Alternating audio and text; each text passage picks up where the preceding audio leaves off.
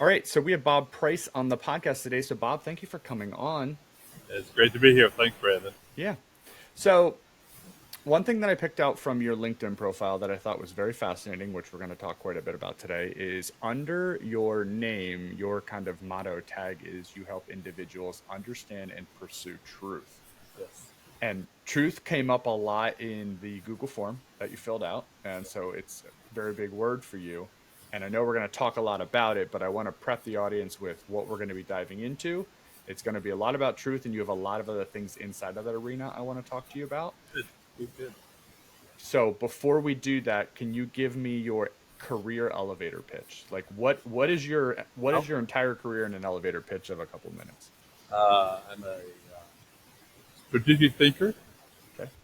I like to challenge myself.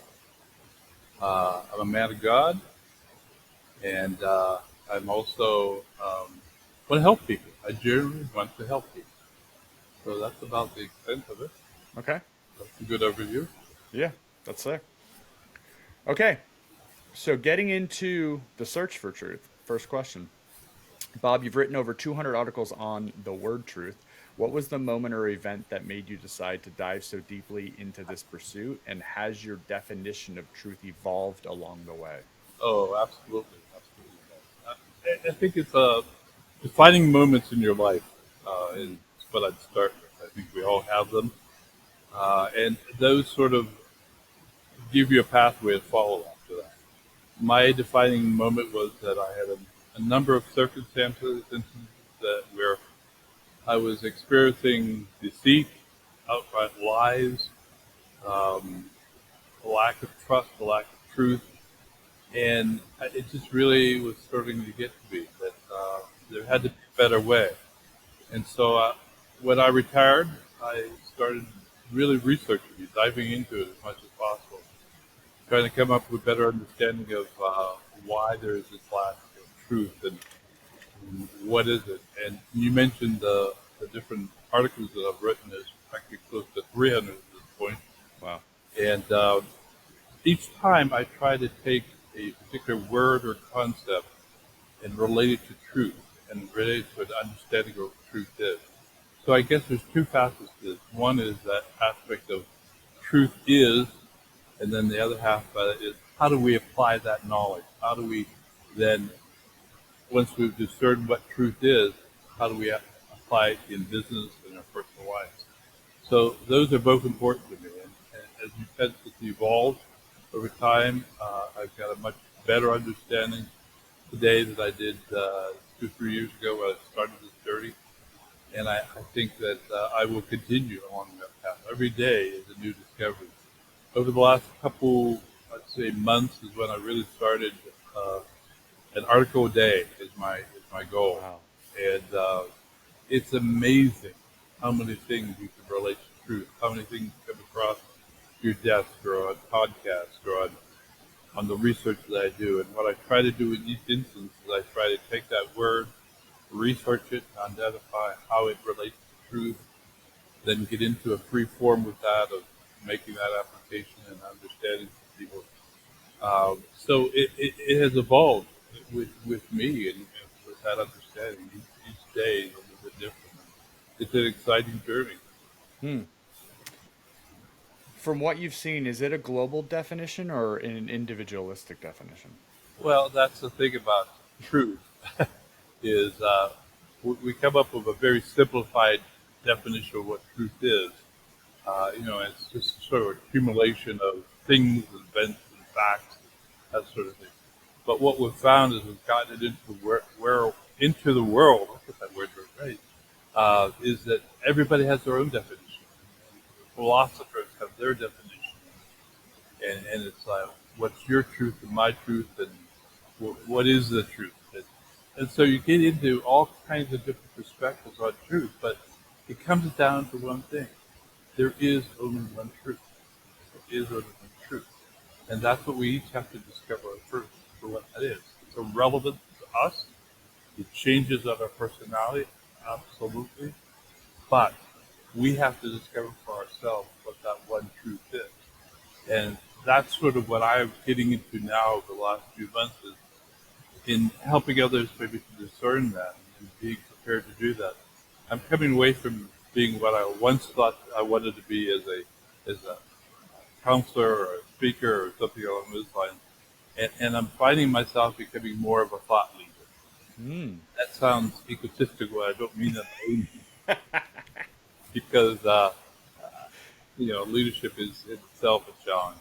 But what I'm really trying to say by that is I'm trying to help people see all the different aspects of truth and how it applies to their life, how it applies to their business, and to find ways and methods. And I've developed this process that I call One Truth Leadership. Yeah. Combines those things I talked about a minute ago, where we look at finding and identifying what the one truth in our life is, and then the leadership is how we apply that. And that has come partially because of my search for truth, but also my development of leadership skills with people like John Maxwell. But I've also tied into that what is often known as transformational leadership. Hmm. I think you've had a little bit of that, Brandon, because you're a great example of what a transformational leader is. Mm. So transformational leaders are people like Nelson Mandela or Elon Musk, or the list goes right down. I mean, I would not put myself in those categories, but thank you. you do though, from the standpoint that you think in the same way. You're innovative and you motivate and you help people find their own truth, Mm. and that's the type of thing that is transformational leadership. So it comes back that how do we apply all that? How do we make that work? And so, as I said, I've been developing through this One Truth Leadership a number of methods of processes that I try to apply.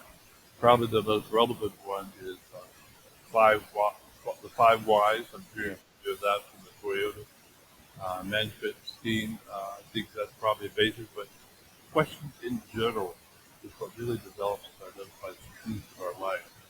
And so different ways of asking questions. And you, you do this as part of your podcast, so you've learned how to ask questions.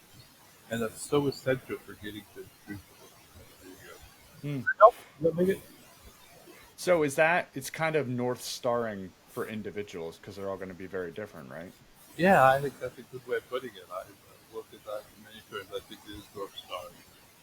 Because we get it's so interesting you say that because in our book club at work we just got for 7 habits of highly effective people, we just got through the chapter of like defining the quadrants of things we waste our time with, and is your ladder on the wrong wall, and it's very much of what you're Yeah, saying, right? very Your much. personal mission statement, value, whatever you want to call truth, it's all related to like, I don't know. I look at it as tying in what your superpower is to bettering the world or your life or the things around you, and then just going full tilt into like. But that's very hard to find. I mean, it takes a lifetime to find Absolutely, it does, and it changes over that lifetime. It's not it. exactly what you mean. But I think the most important part of that is starting the journey, and that starting Mm, the journey is really coming to identifying what your particular purpose is in life. Why were you born? What is it you're meant to do? And once you start that process, then you start identifying a whole bunch of truths in your life, and you start drilling down on things. You just don't accept things as they are. Our problem as a society today is we have so many people just blindly going along, not even questioning what their purpose are, just existing, just being. mm. I love a book club in a manufacturing or that's just such a creative process. That is so. I just commend you for that. It is so. That's awesome.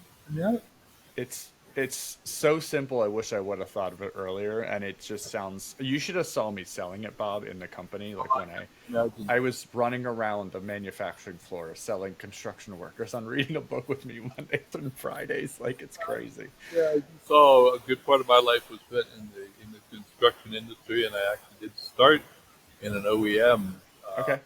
original equipment manufacturer, and I know what those guys are like.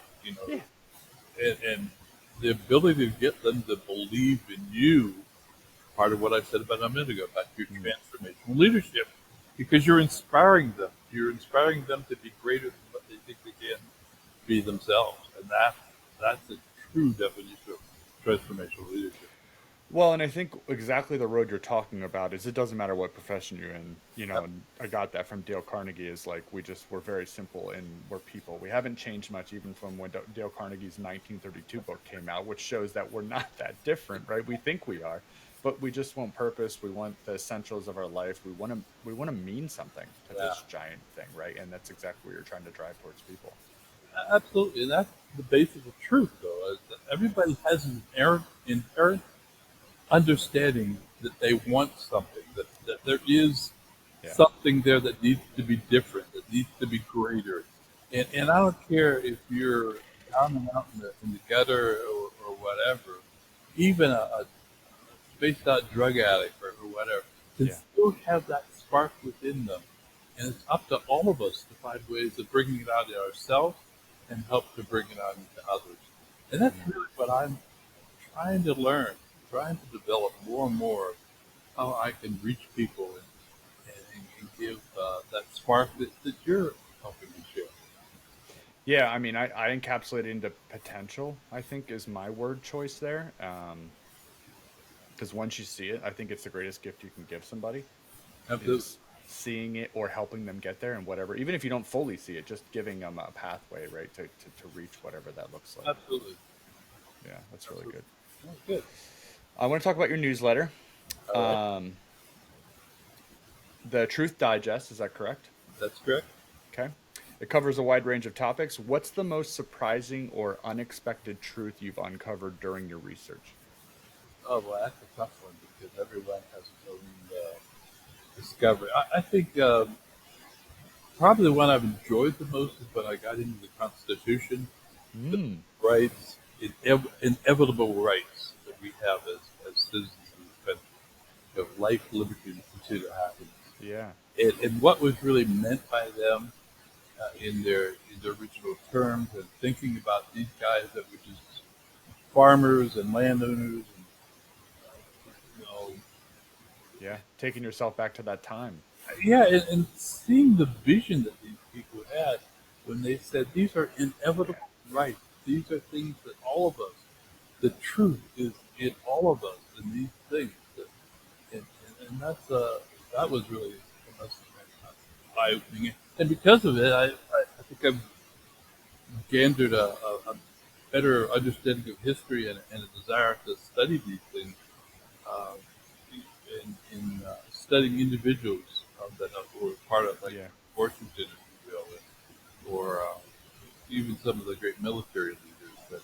And how did they sort of find that in themselves, find their, Mm, and how did they motivate their people and to do some of the most incredible things that have been done in our world? It's amazing what has been accomplished when you look at all the flaws and lies, everything else swirling around us. And quite frankly, Graham, that's why I'm doing what I do. Is that I'm really concerned. I'm genuinely concerned that we're losing that. That that we are getting so used to, you know, these lies and mistruths. And the last election, I won't get political yeah. here. I think it's a great example. No matter what side you're on or which candidate you supported, either one of them, they were stretching the truth, and they were giving us outright lies, and the media was doing the same thing. The thing that we most used to most trust. This is before your time, but you Walter Cronkite, the news. I know. Yeah. We trusted those people. We listened Yeah. to them. We knew that what they were telling us was the right thing. Can we say we can do that today, Grandma? I mean, well, that's what I'm most concerned.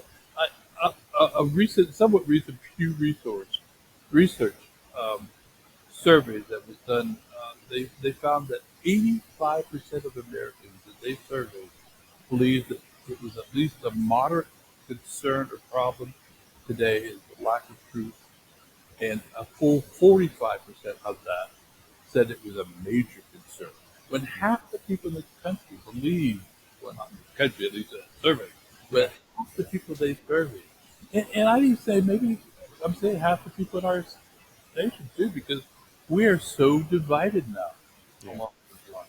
Well, and I think part of that is you going back to the word truth, what is fact anymore? And I mean, I love AI, but this is only going to make it worse, right? Because Has already.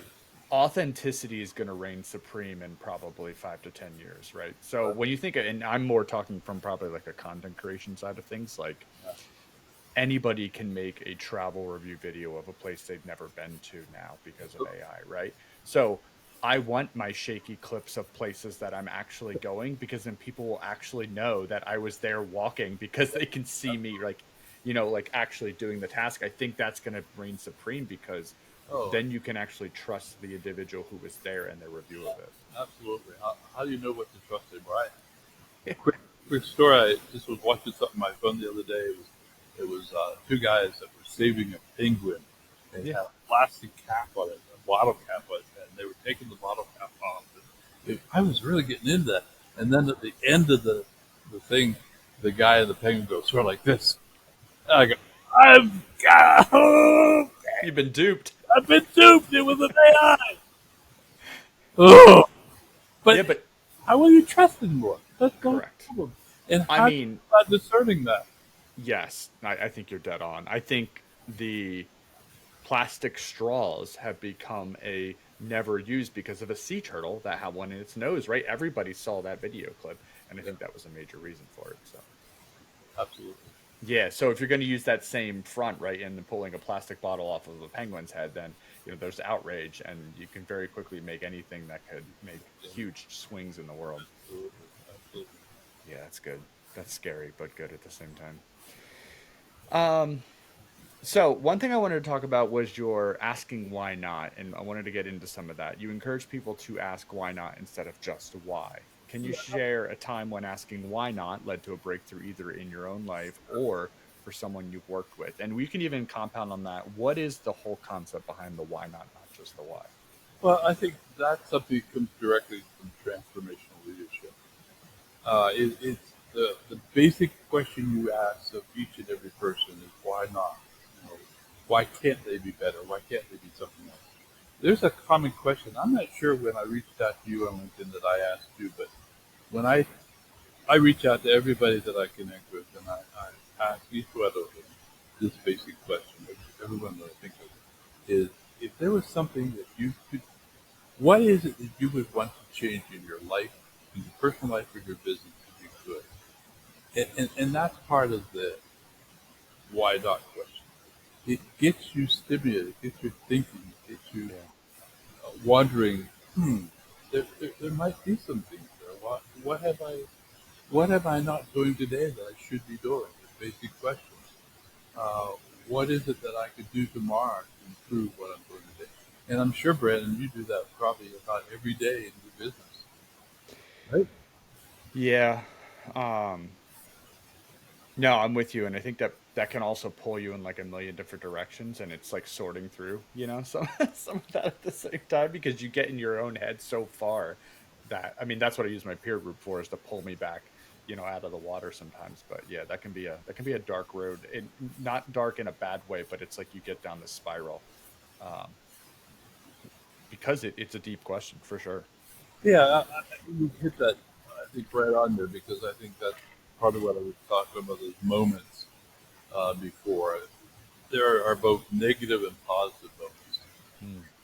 defining moments in your life. And we come across in our history a lot of very negative defining moments, wars, the pandemic, Yeah, all these types of things we can point to. And I think, in my perspective on all these, the greatest thing working against truth today are lies. And lies tell me one thing is the evil behind it. That sounds really philosophical, maybe, but I think I'm a big believer in evil, and I think that's what caused these defining moments that are negative. But by the same token, then we can turn that around and start looking at the defining moments that are positive in our lives. I think of Kennedy's speech about going to the moon. I think of uh, Martin Luther King Jr. and his "I've Got a Dream." Hmm. I mean, those are defining moments that change things for everybody over time. And I think that I agree with you. I think we have to be very, very careful of not letting ourselves get I can't say that. Getting in front of ourselves Yeah. in trying to take on too much and to try to do too many things. And I catch that all the time. I took a week off a while back of posting at all just because I found myself like burning out, and I would start to say, I'm not getting responses to these posts. Why am I doing them? And then I turn around, I get a note from somebody that says, "Keep it up, Bob. You're on the right track." And yeah, people do care about truth, even though they say they don't. Yeah. And you just and you're touching on important topics that are helping us all understand what that is. So I keep going. Yeah, no, I hear that. I think any type of social media, any type of when you're going down those avenues, it's a lot of it's a lot of nothing until it's something, right? It takes a lot of work and a lot of dead ends until you get anything. And it's the one person who sends you a note says like, "Hey, this really resonated with me today," that gives you a boost for like a month, right? You're like, "All right, I'm back at it, baby." We need that, don't we? We all need that. And I mean, I'm so looking forward to this conversation with you for that very thing. I just every time we need encouragement, we need to do that to each other. And that's part of what I've really tried to push out and do in the network that I've generated. I've got over 4,000 connections Yeah, with LinkedIn, but that doesn't mean anything. Those are just numbers. I think so many people agree to connections, everything else just the numbers. sure. But it's what you do with those, the relationship you build. For example, and I'm not trying to brag in this or anything, but back in COVID, I said, there's a lot of people that are like isolated right now. Just, they're being challenged. And so I challenged myself to reach out to every one of my connections. Wow. At the time, I had about 2,500 at that time. I must admit I only made 1,000. But I Wow. reached out to 1,000 of my connections and asked each one of them, how you doing? Is there anything I can do to help you? Is there anything I can do to pray for you? And I was quite overwhelmed by how many of them. I think I got probably around 55 to 60% response to Wow. people I walked out in some form or another. Not Yeah. necessarily a long drawn out thing. Yeah. That's what I'm talking about. It's just like we're all in this together. And I get so much out of your post. I get so much out of other people's. And you met, I understand, with a young lady that I Yep. briefly talked to. You're kind enough to have a conversation with her, and she. I mean, she is such a neat young lady that's Yeah. going to really go far. And it's that type of thing I'm talking about here. That's the truth that we all want to embrace every day. Well, and even just like you said, reaching out to people during COVID, like all this, what people need to realize is all that stuff is free. Like I get time isn't free. Like I get all that. But liking someone's post that affects you, or even just putting us like comment, like boosting someone's algorithm is free to do. It just takes up a little bit of your time and it goes a long way because it's the only reason people post, right? It's what we're all out for anyway. So like I, show some love. Yeah, that's some really days cool. you wonder though, don't you, Randy? Hello, is there anybody out there? Yeah. I Oh, trust me. I've had some of those weeks too, where you're just like, oh well, none of these landed, so go on to the next one. and again, I picked the topic of truth, and I'm using that as my muse, if you will, Yeah, and I know it's reaching people, and I know it's having impact. But there's 1,000 other things that people can get engaged, involved in. I mean, just the way that you reach out to people with your podcast, and I like the variety of people that you talk to. mm, I love doing that too. I mean, I have such diversity in connections that I have. I mean, I've got a guy, Kevin Smith. Have you come across Kevin yet? I'm Kevin not sure. is from York. He founded an international movement for kindness. He was just over in Sick. France where he spoke at the International Conference on Kindness. That's amazing. Now is a friend of mine on LinkedIn, and we correspond all the time. It's just amazing what you can come up with on this. And there's so many examples I could give like that. Um, I mean, people are amazing. The more you dig into this kind of stuff and you're on the positive side of most of this, like you realize that like there's some incredible people out there. Like Truth and Kindness, Bob. There you go. There's a pack duo. You guys could fill a house. Believe me, he has given me so much encouragement in that. I'm not sure I've given him much, but it came from a simple act of kindness. Somebody returning his wallet uh, that he lost at a grocery store on a Good Friday morning. I mean, is that bizarre or what? That is. And just the stories he tells of the connections that has made to him all over the world. And I guess it's my hope that maybe Truth does the same for me. Yeah. Don't know. Maybe. Yeah. That's awesome. Yeah. That's really inspirational actually. And I just have a podcast that has a funny vernacular with BS. Like what are we doing? Oh man. Okay, so we talked a little bit about transformational leadership and you talk about it quite a bit. So you describe one truth leadership as helping others see what's possible. What's an example of a leader or an organization that exemplifies this kind of transformational approach or anything you've come across that you think really like, knocks this on the head or is doing well? Does anything come to mind? Boy, that's a good question. I should think more about that because I think the kindness movement I just talked about, Yeah. your example of that, he, I mean, returning a wallet, I mean, I guess that is something that's spectacular these days, but really, you know, he pushed that to the limits.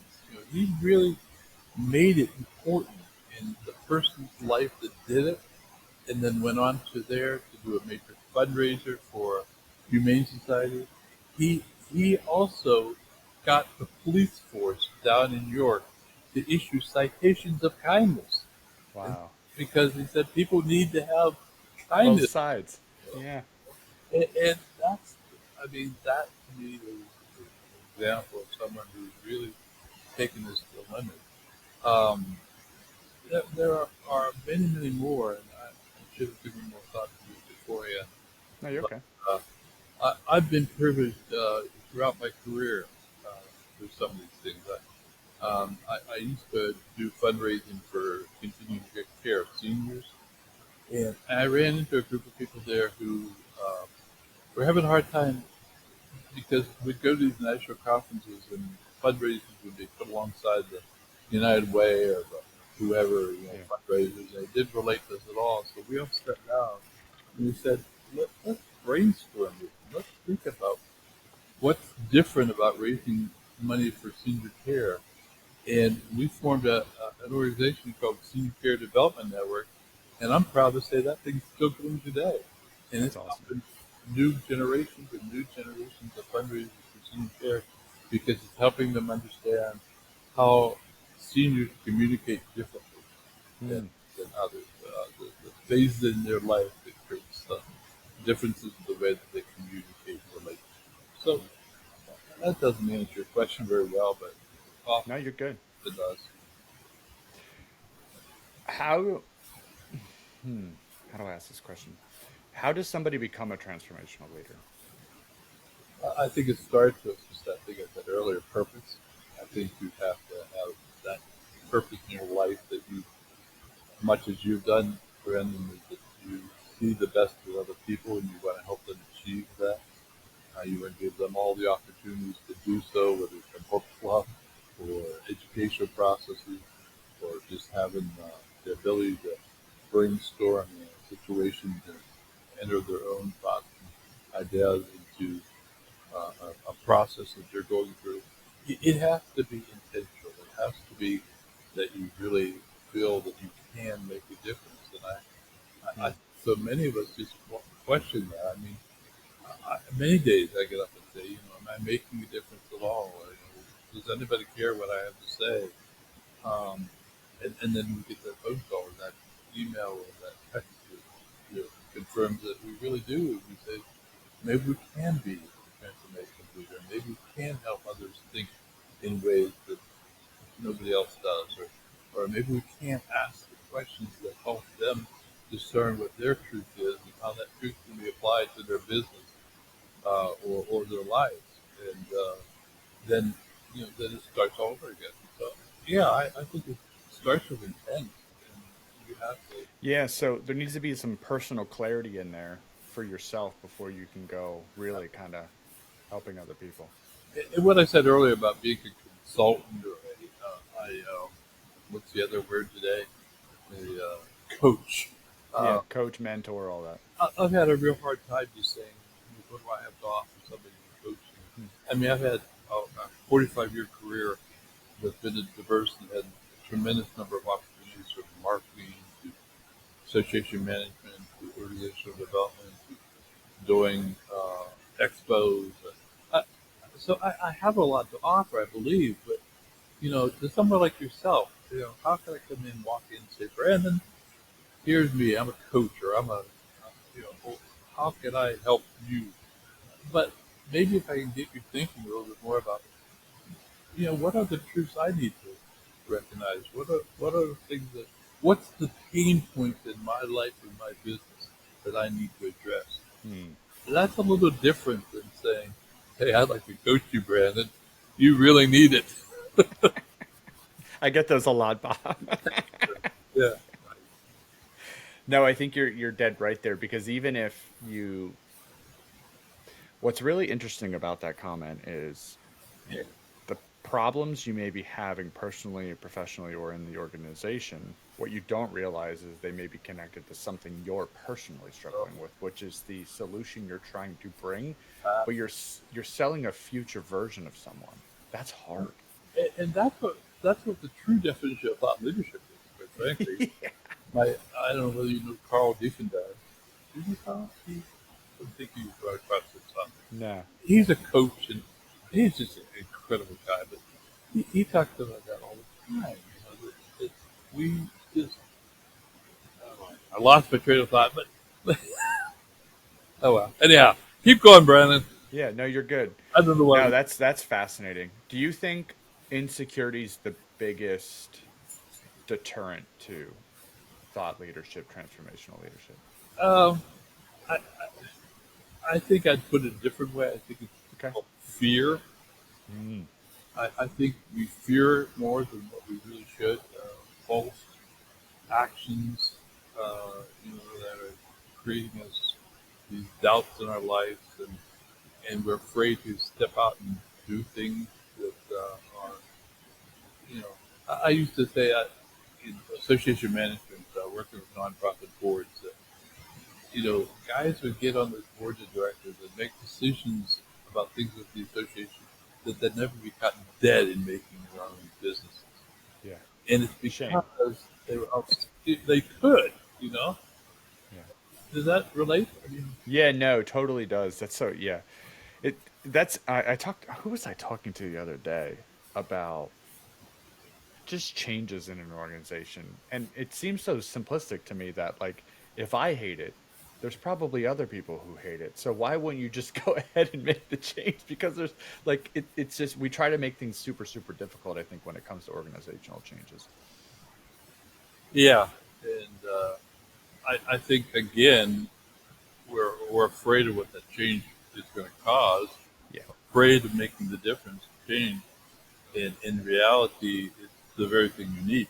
Isn't that usually what pain points are really all about? Is that it's, you have a pain point because it's forcing you to face something in your life that you don't really want to face.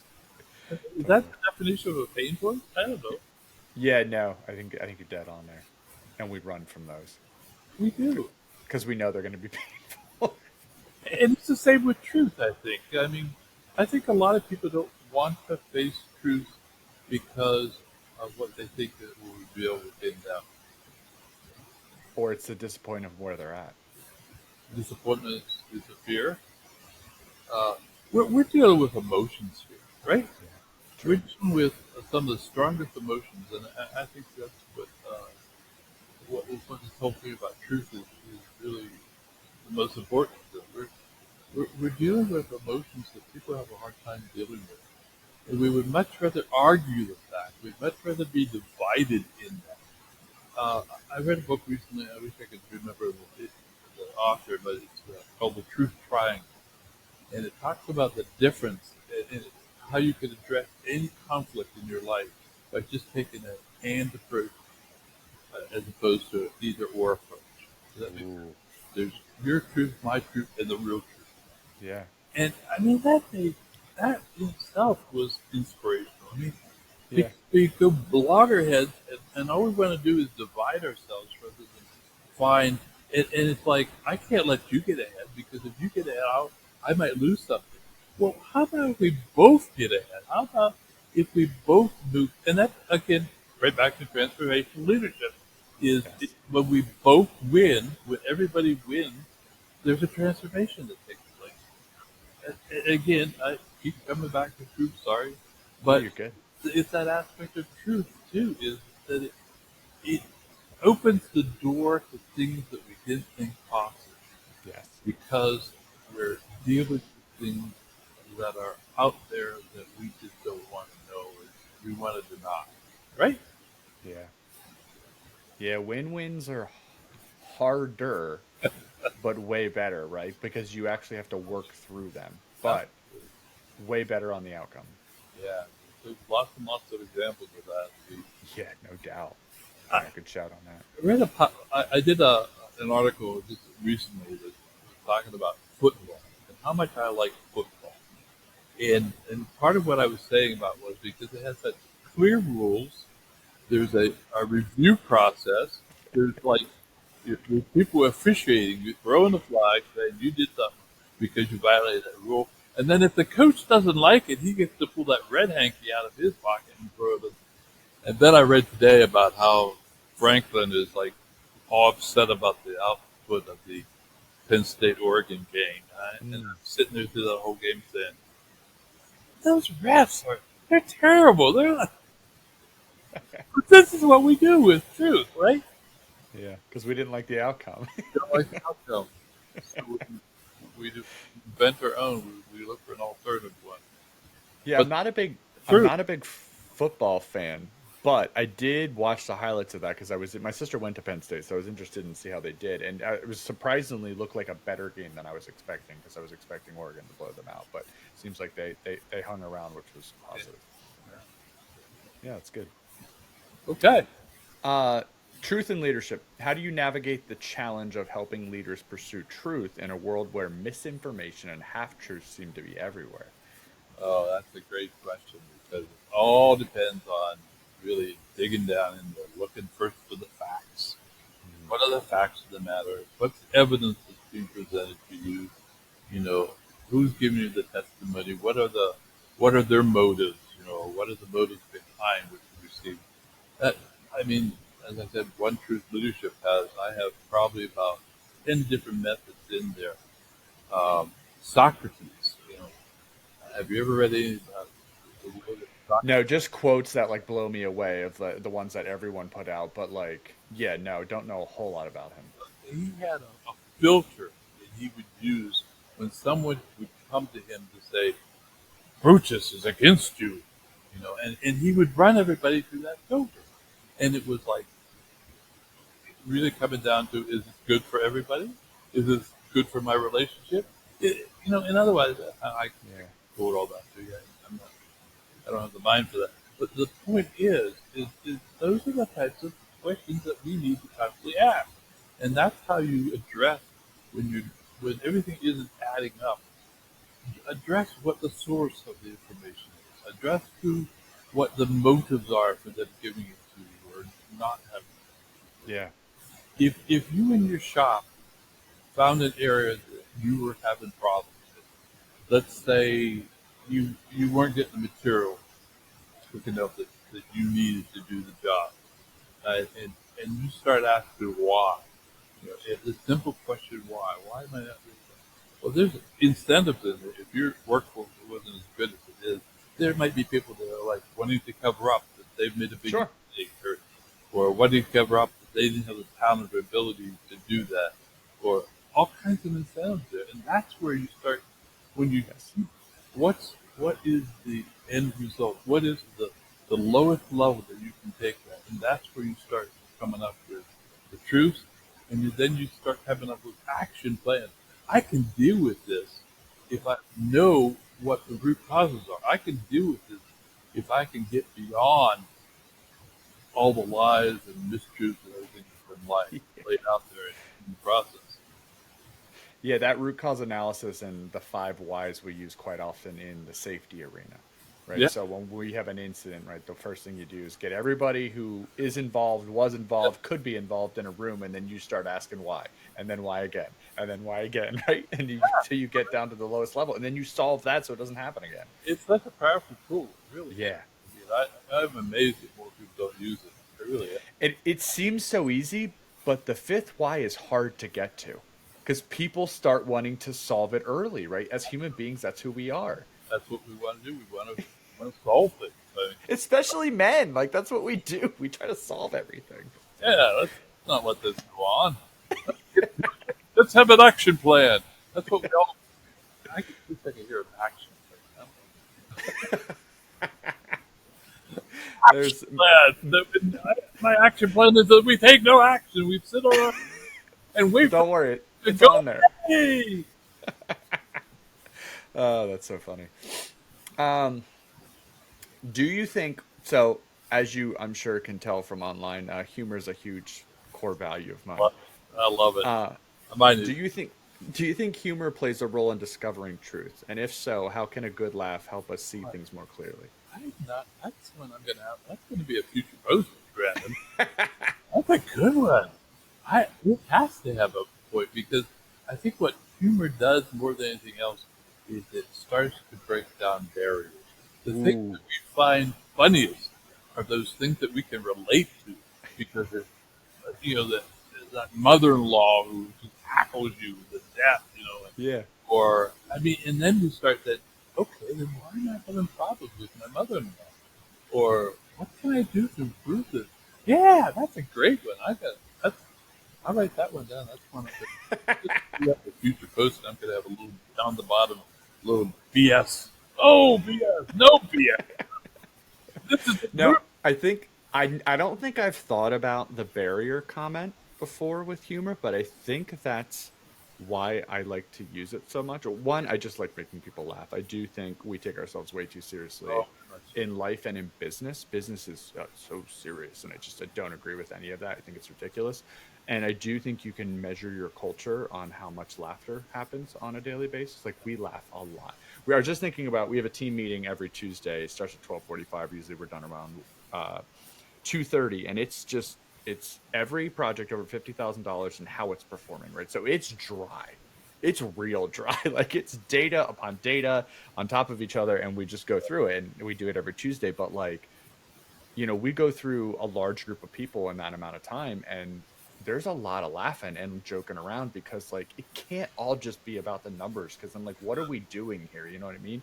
And I think you're right. It breaks barriers down, and then we get down to people feeling less insecure, and we actually get to a truth faster, and people are not afraid to be as open as they should be all the time. Yeah, very much so.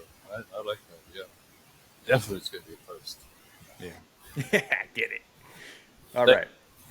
I'll give you credit. No, please. I don't. I'm good. You do you, man.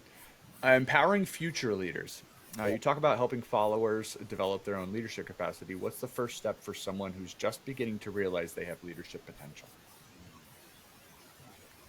I think you have to get them to the point where they practice it. Ooh. You got to give them situations in which they're able to show their leadership capabilities and abilities. And screw up. And throughout, that's the biggest thing. And the most important part of what we just said there was that once they screw up, that you give them permission to screw up. Oh, so good. Support to screw up. I mean, people that are, let's go back to that, we're afraid. People that are afraid of screwing up will never make a mistake. Ooh, that's good. I So gotta true. put things down. Yeah, Don't you think, Brandon? I think that I if we totally do.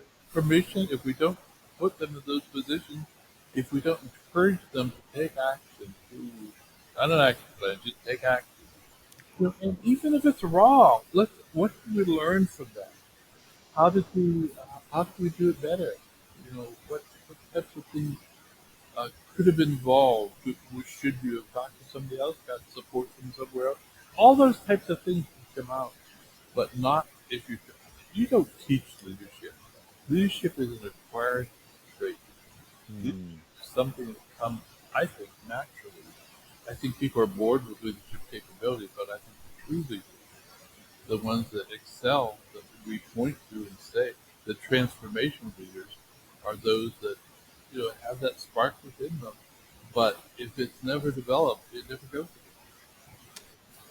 Can anyone be a leader?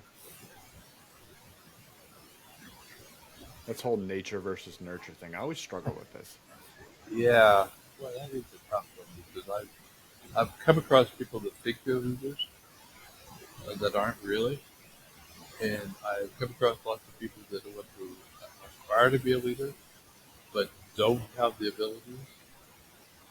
And I think probably the key of both of those are that they're not teachable, they're not memorable, they're not people that can easily take criticism Hmm. or advice or direction. And so, yeah, I'm not sure that everybody knows that. Yeah, I'm not sure either. I'm thinking, I think part of that is just ignorance, though. Like, can you learn empathy, right? Like one of the most important parts of, I think, of being a leader. Like, can that be taught? Because I don't think I was an empathetic person Yeah, 10 years ago as much as I am today. So I bet I don't know how I acquired it. Like, I don't remember a eureka moment. I think you acquire it from good experience. I mean, Yeah, if you put yourself in and are put in those situations that you need to be empathetic, that's that's a good point. it's like it's a muscle that is exercised. I mean, you're not naturally empathetic either. I don't think. Maybe you No, I think we're naturally selfish, right? I mean, many books say are. that, right? It's Yeah, we do a lot of things for ourselves. We, as babies, we were brought up. We were the most important thing, right? well, yeah. I mean, that's what our mother's job was, wasn't it? Yeah, yeah, it's interesting. I've heard both sides of that argument, and I still don't know where I land totally on all of that. So Do one thing with it's so interesting talking about new leaders and things like that. And I remember having a conversation with a leader not too long ago who stepped into the role, you know, and I always love talking to new leaders in that space because I always tell them like, okay, you were very good at what you did. Now you're about to, uncover the hardest thing you've ever done in your job, and that's people. yeah, Welcome. Like now, like forget everything you were good at, and now you're gonna have to deal with probably the hardest thing, which is people who change every day. You think you have them figured out, they come in the next day with baggage from home, and you have to deal with that. It's all part of it. yeah. Absolutely. Yeah. You said the toughest part. I think that's where we promote people too quickly or for the wrong reasons. Ooh. Uh, we don't recognize that they do or do not have those types of things within them. Um, yeah, those are great, great thoughts. I mean, I don't. It's not. I don't think it's something that occurs naturally all the time. I think we really have to work at it. I mean, Yeah, I and agree. find the path that we're meant to be on. Yeah. UI. What's that? UI, is that right? Oh, no, I do that one too. What's that supposed to say? Yeah, go on. Okay. Innovation. You mentioned that truth fosters innovation. Can you share an example of how the pursuit of truth has sparked an innovation solution to a problem? Oh, there's tons of them. I mean, I think that almost every innovation out there is a result of a pain point, is a Ooh. result of a problem that uh, needed to be solved.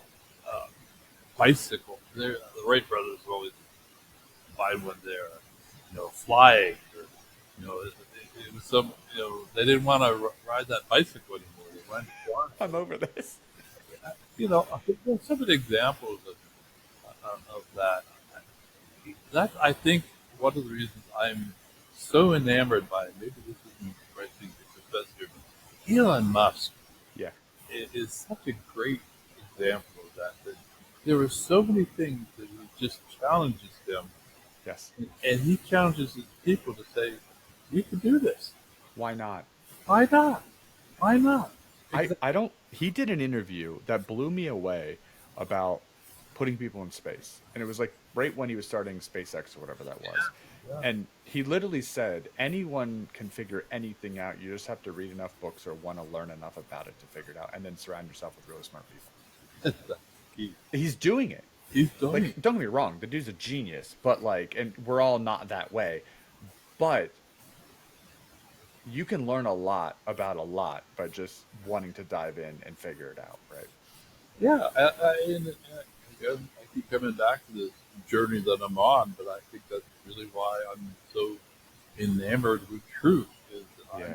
trying to learn every possible thing there is about it and become comfortable with it. And that's the part that I'm not quite there yet. You know, this ability Mm. to sit down with you and talk about truth, and have you asked me questions about truth. I mean, that scares the heck out of me because Why? I still have so much to learn. You But know, that's everyone, Bob. absolutely it is. And when do we ever say, "Oh, I think I've arrived. I'm You good." don't. We don't, because there's always something new. There's a new challenge. There's a new idea. There's a new Correct. thought. There's a new, whatever. I find it, and again, that's part of the fascination of doing these articles that I do, that I find them almost every day. I mean, I'll get up in the morning, I'll think, what am I going to write on today? And then, oh, wait a minute, what about that? Or what about humor? Why don't I write on humor today? Or the silly thing about referees at a football game. Yeah. I mean, you can find truth in everything, and you can relate it to almost anything, Yes. and and you can learn lessons from it that are just invaluable. And I'm that's why I call Truth Digest sort of my quest for learning truth in the world today. That's Yeah. the bottom line there is that I'm on a quest. Yeah.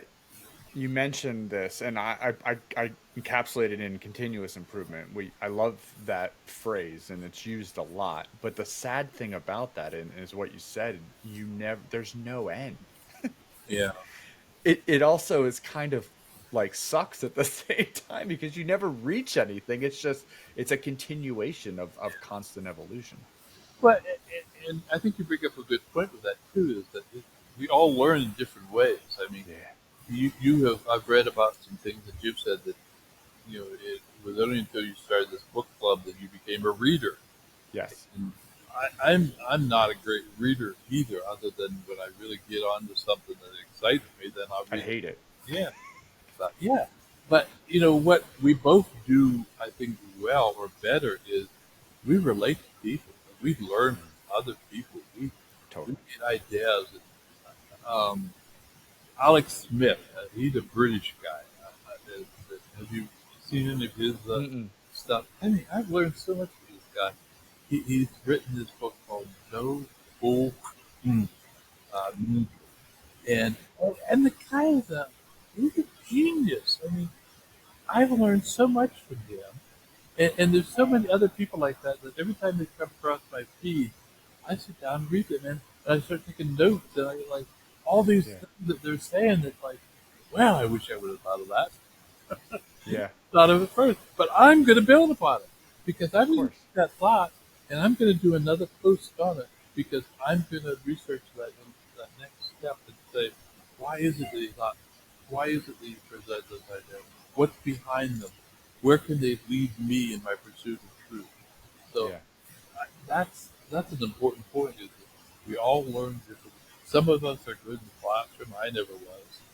I was B's and C's. That was me. Yeah, You, I was the same. It's so interesting because I've said this before on this podcast. Like, this podcast is my cheat code to reading. Like, because I don't want to read more than one book at a time. So if I meet with somebody for an hour every week, I'm learning a ton anyway. So it's my extra book. yeah, that works. Whatever works. Yeah, well, exactly. Whatever works for everyone. Yeah. Um, so challenges in pursuing truth. So pursuing truth sounds noble, but it can't always be easy, which you mentioned quite a bit. What's been one of the toughest truths you've had to face in your journey, and how did you handle it? The people that have lied to me, the people Ah, that have not been truthful with me, the people that have outright bended everything that I try to put. And there's so many of those in the pursuit of truth. Is that that's the nature of so many people that the truth is right in front of them. You know, they can't deny. I mean, it's been proven scientifically. It's been proven whatever, and yet they still, no matter what you do, they're going to say this is their truth. There's a good illustration of this. Is that you've heard of Russian roulette? Yeah. You've Hmm. had that. Some younger people Yeah. don't know that, but there's truth. That's such a great truth lesson. Is you put 5 bullets in a cylinder and you put the gun up to your head and pull the trigger and the truth is that one didn't go off, but there's 4 more in there. And then you get down to that last bullet that's in there. And people say, well, this still wasn't going to kill me. That's a dangerous game. That's what Yeah. truth is all about. You know, Yeah. that's what truth is. Yeah, they're thinking to themselves, okay, I have an alternative reality here. This could be a misfire. Oh, well, okay. Let's talk to your widow about that one, huh? Yeah. There's only one truth. It's either true or it's not true. The Yeah. party game that or the at the receptions that we often play, where there's a bunch of Hershey Kisses in a big container, you know, and everybody's supposed to write down their best guess at how many are in there, Yeah. Yeah. jelly beans or whatever. You've done this before. Truth is, there's only one person that knows what the truth is, right? You can guess all you want. Yeah. There's only one person. That's the person that counted them, put them in there. But the reality, once again, the subjective truth there is, yeah, but what if they miscounted? What if that's really not the number? And that person won all those kisses, and they really didn't know the number because that person. Yeah. Excuses, right? Our own realities here. We Yeah. create our own realities as opposed to what's the truth. Yeah. I mean, there's a lot of that going on. Yeah. I mean, there's always been a lot of it going on. We just hear a lot about it more because we're all connected. Well, you said the word social media or connect. I mean, when I was growing up, there was 3 channels on the TV. Yeah. Boy, was that old. It was a lot simpler then, though. Oh, it was so much simpler, you know. I mean, you trusted the guy, and and, and there was, you know, there was 2 newspapers. Today, the newspaper that I get at the door, I'm like, why do we bother? You know, first off, there's not any real truth in it. Second off, there's all kinds of bias in it. And third off, there's not enough to put under the birdcage anymore. I can't believe you still get a physical paper. I do. I don't know why. Is it the like the tactile? It is the tactile. Okay. Yeah, Yeah. for my wife, it is. I don't. Yeah. I hardly even read the things. It's so funny because my COO was still getting the paper, I think, when I came over here, and we all were making fun of him, and he finally went to the online version because he was getting ragged on so much. Let me ask you this: does he have a landline still too? No, I don't think so. Well, maybe because he lives out in the middle of nowhere, but Well, we just gave up our landline. welcome, Bob. It's like, how silly was that? Oh, wait a minute, we have to have that landline, or we wouldn't have the internet, huh? Ooh, that would be They're not connected anymore. not connected. And it's going to the cloud. Everybody says mine is in the cloud. Where are these clouds? These clouds. It's a cloudy day. Oh my gosh, that's so funny. But that's it. I mean, all these different sorts. The cable channels that we have today, the premium channels I today. know. You know, I love getting a premium channel and then sitting through all the advertisements that they make you go through. Still, the only good thing is down the corner they tell you how many seconds of those commercials they have. How much pain you have to go through. Yeah, how much pay? You can't fast forward through them, but at least you know there's only going to be 3 more or 4 more. That's what the up cost is on all the streaming, Bob, so you don't have to watch it. It. That's it. It is so interesting that I can remember saying, I wish that they would just make an a la carte cable service that I could choose what I wanted to get. Well, now they do, but I now have to have all of them to get what I want, and I'm no better off than where I was before. Boy, yeah, they Oh, found it's horrible. right? Look at them out. Got you, Brandon. They do. They totally have me on everything. I love TV and movies. My wife and I both do. Last question. Yeah.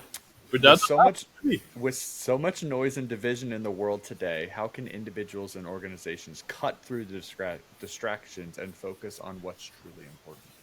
Oh, I love that one. That's a great question. There's only one truth to that one, Brandon. Come on. What's that? What's that? There's only one truth. Remember Curly? It's the one thing. And all you have to do is find out what the one thing is. Hmm, And for me, it's the truth of God and the truth of Him in my life, and how He controls and directs and, sure. and keeps me. And I mean, that one truth. If we focused on that, all those other things are just, as you say, distractions. Yeah, just noise. It's just noise. They're what the devil uses to distract us from the truth. And that's where I get down to. Yeah, so does that answers it, doesn't Yeah, no, that's good. It's kind of back to the original North Star concept that we talked about earlier, is like really focusing on that. And whether it's core values, mission statement, truth, it's all very similar in the concept of like find what that is for you and then just your decisions are based on that because it's the most important thing. And it can be multifolded, right? It doesn't have to be simplistic. It could be simplistic or complex. It just depends on the person. it? Absolutely. Absolutely. Yeah, that is an easy way to cut through it all. It's so interesting Well, because it we don't do it.